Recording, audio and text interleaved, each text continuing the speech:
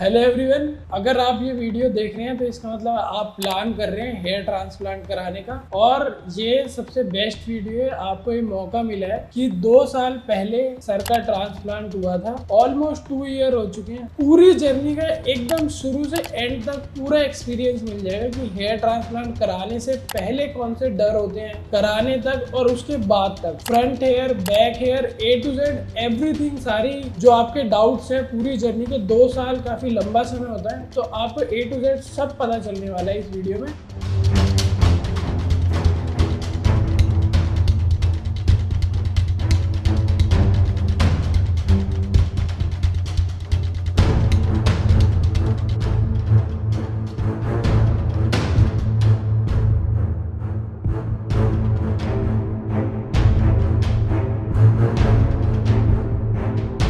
मानव जी से मिलते हैं आज हम। 2 साल पहले आपका ट्रांसप्लांट हुआ था मानव जी। ये वीडियो जो है मेनली उन सब लोगों के लिए जो हेयर ट्रांसप्लांट सर्च कर रहे हैं और उनके मन में काफ़ी सारे डाउट्स होते हैं। इवन सबसे पहले तो क्या करना चाहिए, नहीं करना चाहिए। और मार्केटिंग में आजकल इतने ज़्यादा इन्फ्लुएंसर्स है, फिर प्राया है, सराया है, शिकाकाई है, बहुत सारी चीज़ें अवेलेबल है। फिर उसके बाद होम्योपैथी है, फिर तत्रा है, अतरा है, बत्रा है, बहुत सारी चीज़ें आती हैं। सो लोग सब कुछ ट्राई कर लेते हैं, काफ़ी पैसा भी लग जाता है।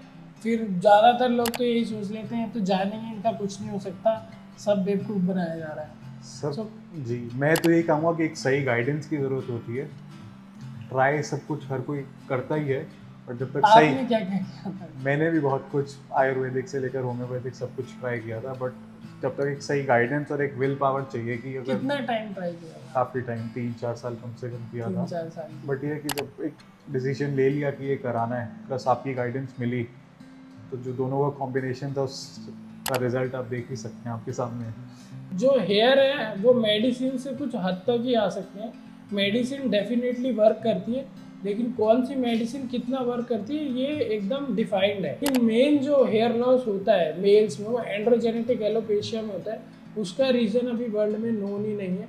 बस उसके बारे में हमें कुछ बातें पता है और उसके कुछ ट्रीटमेंट वो कैसे काम करते हैं ये पता है। बाकी जिनकी बातें वो कर रही है कि एनीमिया है, थायराइड है, ये है, वो सब टीलोजेनिक फ्लूएम है और वो बहुत कम लोगों में होता है।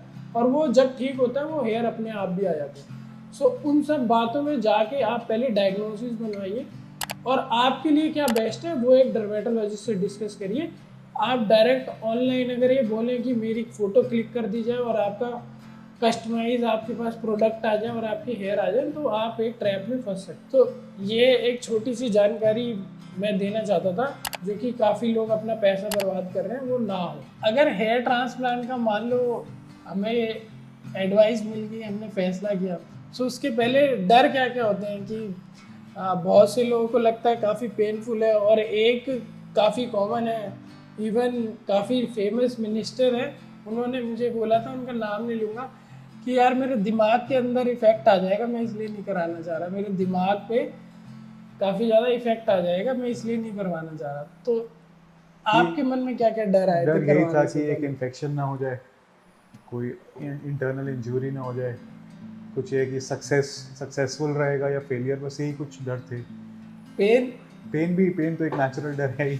ये सारे डर थे, उसमें से कौन कौन से मतलब क्लियर है? सारे ही क्लियर हो गए, ऐसा कुछ प्रॉब्लम टचवुड आपकी वजह से नहीं आई। जहाँ तक बात आती है कि आपके ब्रेन में इंजरी हो सकती है या नहीं, तो पूरा का पूरा हेयर ट्रांसप्लांट जो है वो लोकल एनेस्थीसिया में होता है। और उसके बाद जो जिस पंच से निकाला जाता है उसकी लेंथ केवल इतनी होती है, अगर आप देख पा रहे हो, इतनी, सिर्फ इतनी लेंथ तक होता है। तो केवल जितनी इसकी मैक्सिमम डेप्थ है वो यहाँ तक जा सकती, इससे ज़्यादा डीप पंच जा ही नहीं सकता।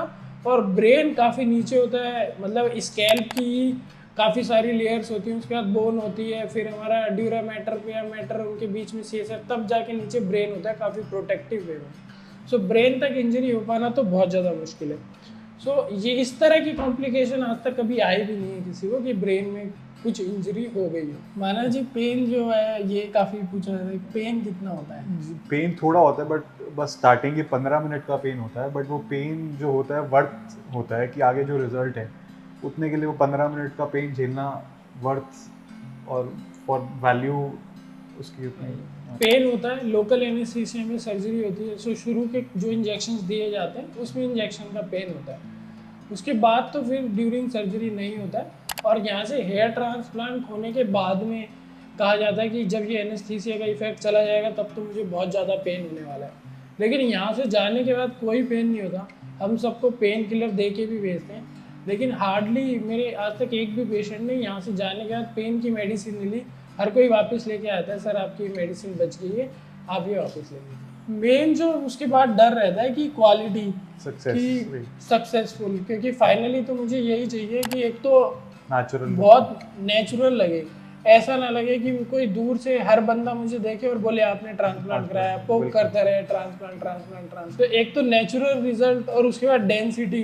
तो डेंसिटी का इशू काफ़ी सेलिब्रिटीज और उनके साथ भी रहा है कि डेंसिटी कम रही। ये किस तरह का आपका एक्सपीरियंस रहा आपके मन में? मेरा तो सर टचवुड नेचुरल ही रहा, ऐसे कभी किसी ने पॉइंट आउट किया नहीं जब तक मैंने खुद नहीं बताया कि मैंने कुछ करा है। एकदम नेचुरल लुकिंग रिजल्ट्स दे सकते हैं, एकदम आप देख सकते हैं कि पता नहीं चलता है कि नेचुरल है या आपके ट्रांसप्लांटेड हेयर है। इवन डेंसिटी भी जो है वो भी डेफिनेटली हम इतने हेयर्स को इतने में ट्रांसफ़र करने की कोशिश करते हैं और जिसमें पीछे भी छोड़ने होते हैं और आगे भी।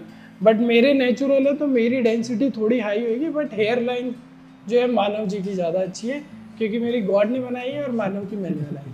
और डेंसिटी जो है मेरे से हल्की कम होएगी, बट कोई दूर से नहीं बता सकता है कि डेंसिटी जो है वो लो है या डेंसिटी कम है। इसके बाद एक चीज़ और कि पीछे से जो बाल निकल जाते हैं वो वहाँ पे क्या होता है, फिर गैपिंग दिखने लग जाती है, क्योंकि फॉलिकल तो आगे ट्रांसप्लांट हो गए, अब जो पीछे रह गया है वो पार्ट कैसे दिखता है, तो वो भी पता नहीं चलता है कि गैपिंग हुई है या नहीं हुई, कि यहाँ से निकाले भी या नहीं निकाले, ये बता पाना भी मुश्किल हो जाता है जब आपके ट्रांसप्लांट का कुछ टाइम बीत जाता है। ये कुछ चीज़ें कॉमन है। उसके बाद कब से जो है मैं ऑफिस ज्वाइन कर सकता हूँ, कितने महीने बाद आपको किस तरह का डर लगा, मतलब फर्स्ट ईयर की जो जर्नी है उसके बारे में आप थोड़ा सा बताओ। वैसे कुछ नहीं है कि स्टार्टिंग यहाँ से ट्रांसप्लांट आपने कराया, आप घर गए, वहाँ से बस 5-7 दिन का रेस्ट वो भी मैंने अपनी मर्जी से खुद ही लिया था। उसके 8th डे के बाद से मेरी life almost back to normal हो ही गई थी। और फिर उसके बाद 1 वीक बाद आपने ऑफिस ज्वाइन किया, फिर ऑफिस में कुछ इश्यूज हुए? नहीं, आज सच कोई इश्यूज नहीं हुए मेरे साथ। इशू ऑफिस में लोगों ने पूछा? नहीं पता, क्योंकि गंजापन तो था ही। तो स्टार्टिंग के जो 2 महीने का फेज़ होता है उसमें गिरना और गंजापन दिखने में वो दिखता ही है, तो कुछ अब नॉर्मल या कुछ अननेचुरल नहीं लग रहा था। तो विद द टाइम ग्रोथ बढ़ती रही 3 महीने के बाद, और धीरे धीरे बैक टू नॉर्मल, जब बाल बड़े हुए बाल नॉर्मल हुए। बीच में एक पीरियड आता है फ्लूवियम का, जो ट्रांसप्लांटेड हेयर है वो गिर जाते हैं। वो लगभग 15th डे से गिरना शुरू उस टाइम फिर आपको लगा कि अब तो मेरा फेलियर हो रहा है? नहीं, ऐसा फेलियर नहीं, आपकी गाइडेंस थी, आपने बताया हुआ था कि ये गिरेंगे, तो आप पे कॉन्फिडेंस है। तो एक पीरियड ऐसा आता है, लेकिन वो 2.5 मंथ से हेयर ग्रो करने लग जाते हैं और 1 सेंटीमीटर पर मंथ उसके बाद करते रहते हैं। आप एडवाइस करेंगे लोगों को जो मतलब ट्रांसप्लांट प्लान कर रहे हैं और कंफ्यूज हैं कि मैं करवाऊं या नहीं करवाऊं? अगर आपका मन है और आपको फील होता है कि आपके बाल कम है, सर जैसे मेरा आपसे क्वेश्चन था कि मेरे मन में अभी भी डाउट है कि इन जो ट्रांसप्लांटेड हेयर और बाकी मेरे बचे हुए बाल हैं, इनकी लाइफ और ये कब तक ऐसे ही रहेंगे? इसमें जो ट्रांसप्लांटेड हेयर है ये एक बेसिक जो मैकेनिज्म है कि हमारा ये वाला जो पार्ट है इतना बैक साइड का और टेम्पोरल, ये जो है हार्मोन इनसेंसिटिव एरिया होता है और ये हार्मोन सेंसिटिव एरिया होता है। सो कभी भी एंड्रोजेनेटिक एलोपेशिया में ये वाले हेयर नहीं गिरते, वो इसीलिए नहीं गिरते, वहाँ पे जो DHT उसके रिसेप्टर्स नहीं होते या बहुत ही कम होते हैं। सो जब इनको यहाँ ट्रांसप्लांट किया जाता है तो ये भी हमेशा रहते हैं। सो ट्रांसप्लांटेड हेयर आपके हमेशा ही रहेंगे। अगर आपके ट्रांसप्लांट के बाद हेयर आ गए तो हेयर गिरेंगे कौन से, वो आपके पहले के जो हेयर है वो गिरेंगे। अगर आप उन्हें मेंटेन नहीं कर रहे हैं तो उसको मेंटेन करने के लिए आपको मेडिसिन लगानी पड़ेगी। अगर कोई भी डॉक्टर आपको ये बोल रहा है या कोई भी आपको ऐसा बोल रहा है आपको एंड्रोजेनेटिक एलोपेशिया है और आप मिनॉक्सिडिल लगाइए 6 महीना 1 साल उसके बाद बंद कर दो, तो वो आपको गलत बता रहा है। अगर आपको इस तरह की प्रॉब्लम एंड्रोजेनेटिक एलोपेशिया है, मिनॉक्सिडिल उसमें लाइफ लॉन्ग लगती है, क्योंकि वो टेम्प्रेरी वैसोडाइलेटर है, वो वैसोडाइलेट करता है, ब्लड फ्लो इंक्रीज होता है और हेयर की जो है ग्रोथ होने लगती है। सो आपको अगर आप मेडिसिन लगा रहे हैं वो आपको लाइफ लॉन्ग लगानी है, तो उसके आपके पीछे के बाल भी मेंटेन रहेंगे और ट्रांसप्लांटेड रहेंगे। सो आपका सही चलता रहेगा। अगर आप मान लो मेडिसिन बंद कर देते तो आपके ट्रांसप्लांटेड ऐसे ही रहेंगे, धीरे धीरे धीरे धीरे धीरे धीरे करके जो आपके नॉन ट्रांसप्लांटेड हेयर है वो थिन होने लगेंगे और वो गिरने लगेंगे। सो उनको मेंटेन करने के लिए आपको मेडिसिन लगाना है। मैं आशा करता हूँ आपके सारे डाउट्स क्लियर हो गए होंगे। फिर भी अगर आपका कोई डाउट या क्वेश्चन रहता है आप हमें कमेंट में लिख सकते हैं या हमसे कॉन्टैक्ट कर सकते हैं। Thank you for watching.